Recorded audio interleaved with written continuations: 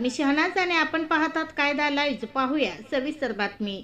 मुख्यमंत्री ग्राम सडक योजनेचे वाजले की बारा. निकृष्ट दर्जाचे काम होत असल्याने माजी मंत्रीने केले फेसबुकवर खैरदी. कार्यकारी अभियंता आहे की सेटलमेंट बादशाह.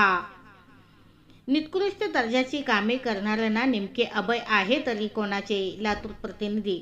लातूर जिल्ह्यात ग्राममंत्री ग्राम सडक योजनेचे कार्यकारी अभियंता प्रमंग्रासयो श्री ए खैरदी यांनी संबंधित कंत्राटदार यांच्या संगनमतानेच निकृष्ट दर्जाची कामे केली असून रस्त्याची कामे हे जनतेच्या विकासासाठी आहे की गुत्तेदार पोचण्यासाठी आहे असा प्रश्न नागरिकांना पडला आहे. कार्यकारी अभियंता प्रमंग्रासयो श्री ए खैरदी अधिकारी आहेत का सेटलमेंट बादशाह अशी जनतेतून चर्चा होत आहे.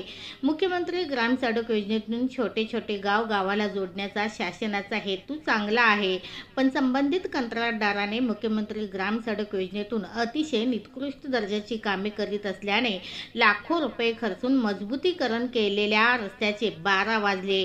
पुढे काम चालू आणि मागे केलेला काम उखडत असल्यामुळे मुख्यमंत्री ग्राम सडक योजनेचे 12 वाजले की काय अशी चर्चा जनतेतून होत आहे.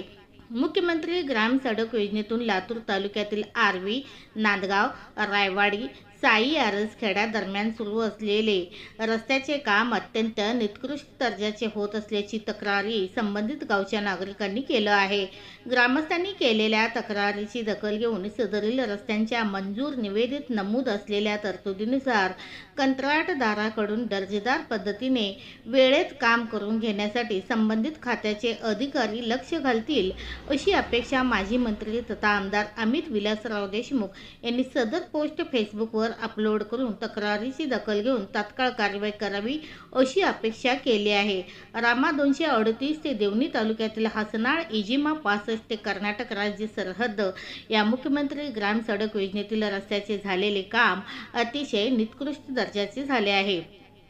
साईड शोल्डरच्या कामात काळी मातीयुक्त मुरुम वापरण्यात आले आहे. अंदाजपत्रकाप्रमाणे प्रॉपर हार्ड मुरुम वापरलेले नाही. अंदाजपत्रकात नेमून दिलेल्या नियमांचे उल्लंघन करण्यात आले आहे. GSPची जाडी व रुंदी कमी करण्यात आली आहे. WMM जाडी कमी करण्यात आली आहे व ग्रेडेशन प्रमाणे करण्यात आले नाही.